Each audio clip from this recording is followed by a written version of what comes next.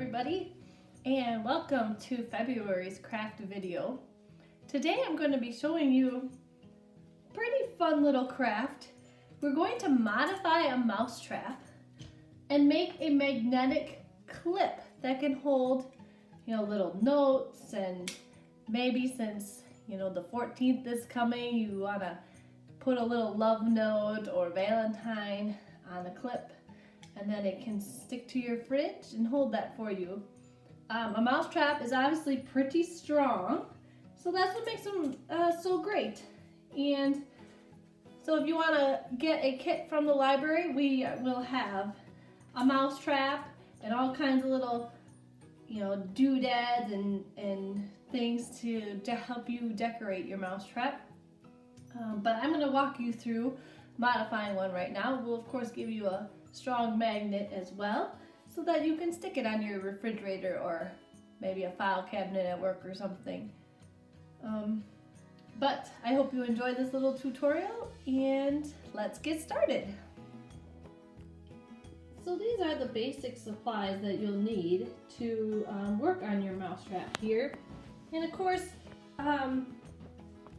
it's all about creativity in terms of what you decide to use to decorate your mousetrap with. I have these little paper die cuts that I'm going to use today. I have some little gems and some washi tape. I've got paint, and this is my dirty little paint cup. But and I'm just going to use simple Elmer's glue. And I also have Mod Podge though, so because maybe I want to put on some tissue paper, I haven't quite decided what creative route I'm going to take. But to start, you definitely just need a plain wooden mousetrap. This is a brand new mousetrap. They're not too expensive. You can buy them at hardware stores, obviously. I ordered a large pack on Amazon to get them in bulk.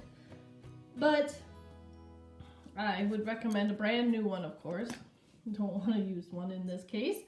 And the only tool I'm going to need is a pair of pliers to help disassemble part of the mousetrap. Most of it we're going to leave intact, so not a lot of tool work required, but a long-nosed pliers will work best for this. I also have a little heavy-duty magnet, not a super fancy one, but strong enough that it will hold the weight of the mousetrap as well as anything you decide to clip to it.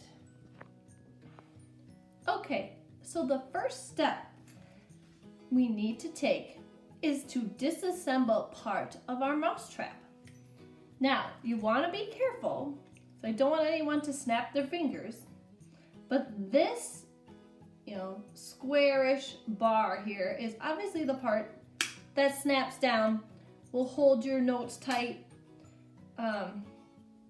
and so forth. So what we are going to want to remove is the plastic bait tray, and it's held on by a little metal staple, kind of hard to see, but it's right there. As well as we're going to want to remove the catch here, this bar that helps you set the trap initially. And all it takes is to use your pliers and to pull the pieces off that you don't need. Well, again, being careful, you want to keep the spring and this bar, and safety first. Don't hurt yourself in the process. But see, this little piece comes right off. Very simple. One thing to note, you can choose, there's I don't know if you can see that kind of rainbow shaped loop there. You can choose to keep that if perhaps you want to embellish with some beads or some wire, or maybe you have like a cute little charm you want to hang on your clip. That's certainly an option as well. I don't have any such charms for today's project, so I'm going to go ahead and pull it right off. I don't need this upper clip piece. Now, they are in there pretty good. If it's a pretty decent quality mousetrap, obviously you don't want your mousetrap falling apart when you're trying to catch an actual critter, but so I'm gonna work it slowly because I don't want to break my piece of wood. It is a rather thin, you know, piece of pine, nothing fancy. So I just need to slowly work at it until it comes loose. And like I said, might take a bit of effort or a lot of effort in this case, but I want to be gentle because I don't want to crack my trap. That would put a damper on our creative possibilities. So I'm just wiggling it back and forth there. Might be a little hard for you to see, but there. Managed to pull the piece out just like that. Not too many splinters. If you do have wooden splinters that you maybe don't like, you can always get sandpaper out and sand it down. But that top part is gone. So now I need to work on the plastic tray. That might be a little more difficult to pull out, but first you want to pull off the plastic tray. So you can see it snapped right off there. Didn't have to break or anything. And then the only piece left is this little metal bar here that was holding the tray on. It looks kind of like a giant staple that didn't go all the way in. And I'm just gonna use my pliers and gently rock it back and forth. Like so. Okay? Now you can discard those pieces. We don't need them. If for some reason you want to use them to decorate with, go for it. You know, no end to the possibilities. I would say you might want to hang on to the tray for if you decide to, you know, paint underneath here or glue something. It would work well to help hold it up so that your piece can dry. So I might hang on to it just for that reason until I'm completely done with my project, and then I might, you know, dispose of it. But there you have it. Got a nice, clean trap now, ready to decorate. Okay. So I know my head's gonna be cut off in some of this video, so just ignore that. The most important thing is that you can see what my hands are doing and my mousetrap. So we'll move on to the next step, and don't worry if you can't see me. As long as you can see what I'm doing, I'm happy with that. But anyway, the next step for building our mousetrap clip is we want to put our magnet on. So we'll have a little magnet for you in the kit, and really you could get fancy and use other types of glue, like there's really strong E6000 stuff or super glue, or you could try hot glue. But the problem is with hot glue and magnets is it tends to just snap right off after it's dried. So I did a bunch of experiments and I found that Elmer's school glue is actually the best one to use. Takes a little while to dry, so you may want to glue your magnet to the back of your mousetrap and then let it dry overnight, and then watch this video again in order to you know, move on to the decorating part. Or you could go ahead and glue it, duct tape it on, and let it dry, and watch this video today. It helps you get some ideas on what you would like to do to create your magnetic clip. But here's one that I already have the magnet glued on, and I've already disassembled it. Slightly different brand, so it looks a little different, but principle is the same. You just want to, you know, this is the bottom of your clip. So I'll remember that this is where you want to hold things.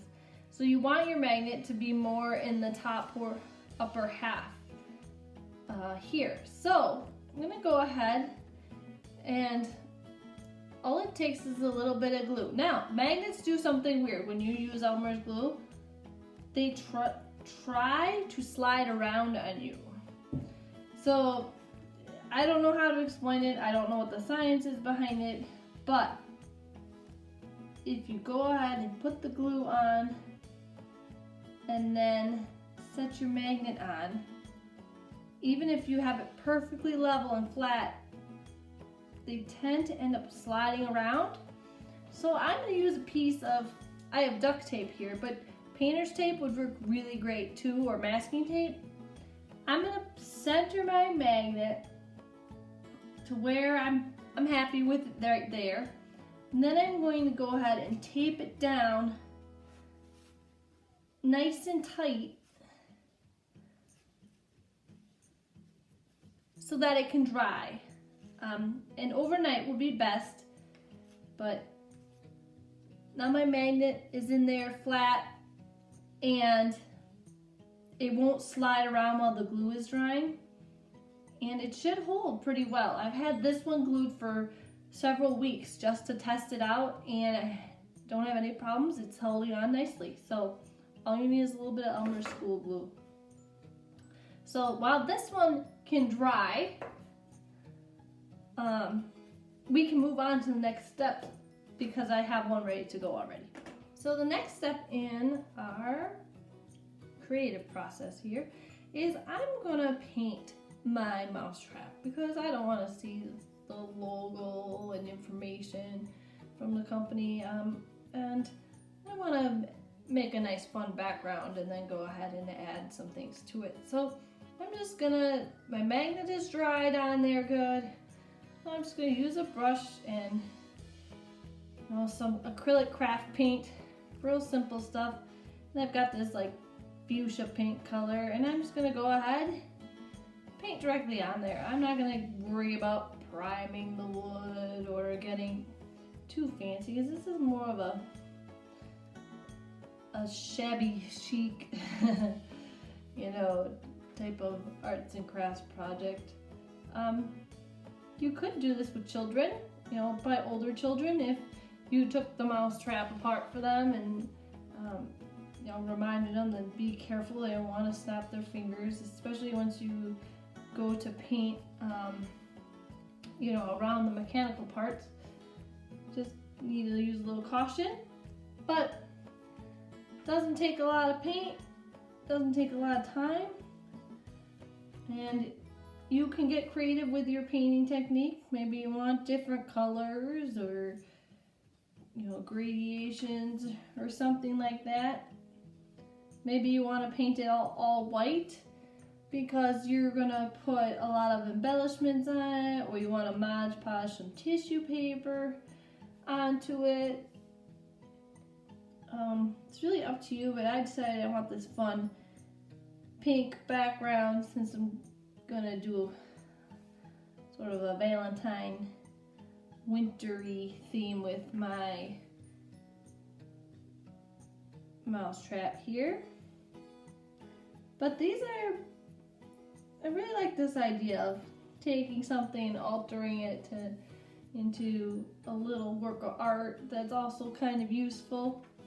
If you use Pinterest at all, there's some really amazing examples of altered mousetraps, and just search for altered mousetraps, and you'll see some really incredible ones where people you can tell they spent a lot of time, a lot of thought and effort into making these cool, a lot of neat Halloween ones. That would be another fun theme to try and tackle sometime. But I'm just painting my surface here, getting underneath the bar without opening up the bar just yet. I'm going to do all the areas I can before I paint under the snap, as much as possible, so that I don't have to worry about snapping my fingers at all. Just to be cautious.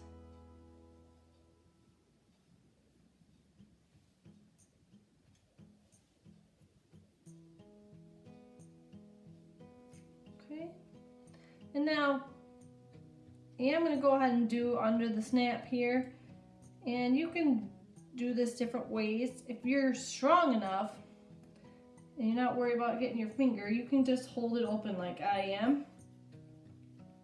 You may want to take that bait tray that we saved from before and stick it under the bar here to help hold it open while you paint.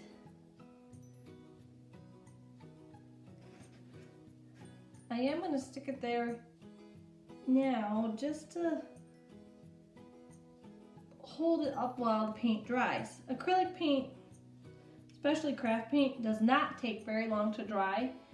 Probably be dry in about 10-15 minutes if you know the humidity or no humidity in winter. It'll dry pretty quick. So you'll be able to like touch up any spots that you might have missed here. I'm gonna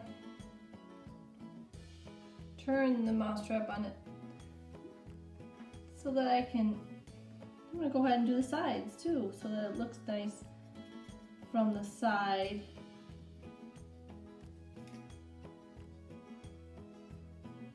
Like so.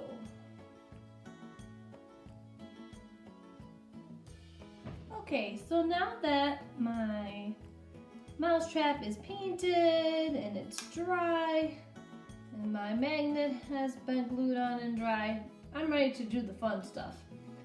And I'm just gonna embellish it, you know, decorate it, put different little things on it. Like I said, I've got these cute little Valentine die cuts. It's just a thicker cardstock paper with a little design on it. I've got some gems. I got some washi tape that I might make a design on it. You could use tissue paper or cut out images from magazines. You could even do photographs. If you have like a little photo that you like, you could cut that out and Mod Podge or glue it right on here. So I'm gonna go ahead and do that. I'm gonna decorate my clip and see what happens.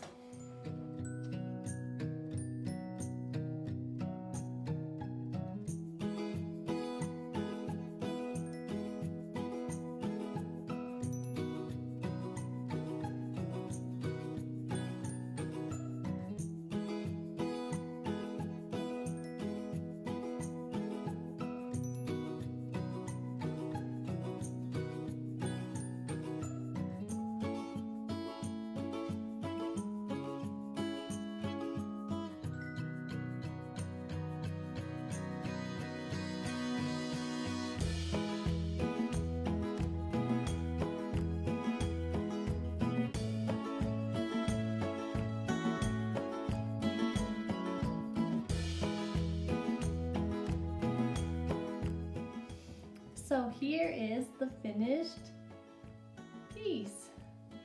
And the glue is dried. It's ready to clip things. But yeah, I liked how it turned out.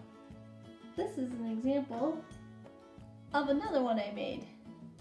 So I hope you all can get creative, have fun making these magnetic clips. You know, contact us at the library so we can set you up with a kit to make your own.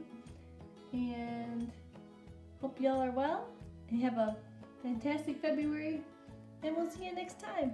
Bye.